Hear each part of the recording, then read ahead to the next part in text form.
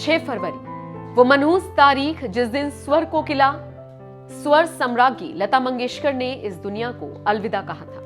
कौन भूल सकता है भला वो तारीख जब ये खबर आई कि लता दी अब हमारे बीच नहीं रही। लता मंगेशकर के निधन की खबर सुन पूरा देश ही नहीं बल्कि पूरी दुनिया रोई। लता दी के जाने के गम में डूबे देशवासियों को उस वक्त एक और बड़ा झटका लगा जब फेमस सिंगर और कंपोजर बप्पी लहरी के निधन की खबर सामने आई। बुधवार सुबह आई इस खबर ने एकाएक सबके रोंगटे खड़े कर दिए। बातें तो यहां तक होने लगी कि मां के जाने के गम को बेटा झेल नहीं पाया और खुद भी चल बसा। जी हां, बप्पी दा की मौत लता दी के जाने के ठीक 10 दिन बाद हुई, यानी कि 16 फरवरी को खबर आई कि बप्पी दा हमारे बीच नहीं रहे।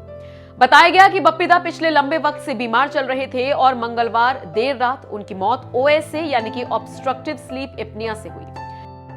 बप्पी दा के निधन के बाद से ही लोग उनका कनेक्शन लता मंगेशकर से जोड़कर देख रहे हैं।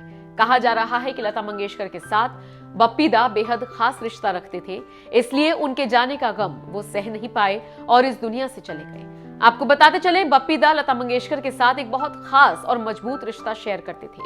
देश ने संगीत क्षेत्र की इन दो हस्तियों को मां बेटे की नजर से देखा। कहा जाता है कि बप्पी दा लता दी को अपनी मां स्वरूप मानते थे। स्वर कोकिला को बप्पी दा का बहुत बड़ा सपोर्ट सिस्टम भी माना जाता था।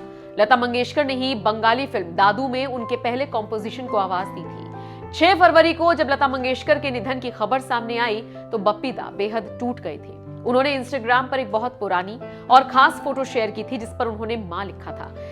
इससे पहले बीते साल जब बप्पी लहरी ने नवंबर में अपना 69वां जन्मदिन मनाया था, उस दौरान कंपोजर को बधाई देने वालों की लिस्ट में लता दी का नाम भी शामिल था। लता दी के साथ अपने इस खास रिश्ते को खुद बप्पी ने बयां किया था।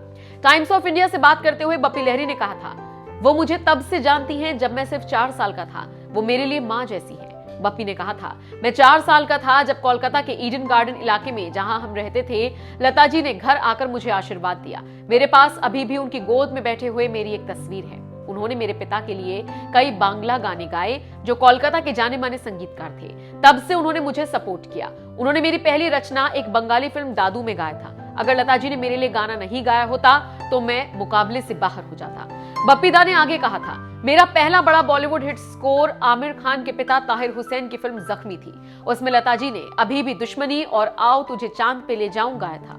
दोनों गाने हिट हुए थे। इसके अलावा बप्पी लहरी ने लता मंगेशकर के बारे में और भी ढेर सारी बातें इस इंटरव्यू में कही थी। वहीं दिग्गज गायिका के निधन पर अपनी 4 साल की उम्र की पुरानी तस्वीर को सोशल मीडिया पर शेयर कर बप्पी दा ने उन्हें श्रद्धांजलि भी दी थी। लता दी और बप्पी दा के बीच का यह खास रिश्ता हमेशा से ही चर्चाओं में रहा और अब जाने के बाद भी इनका जिक्र होना लाजमी है।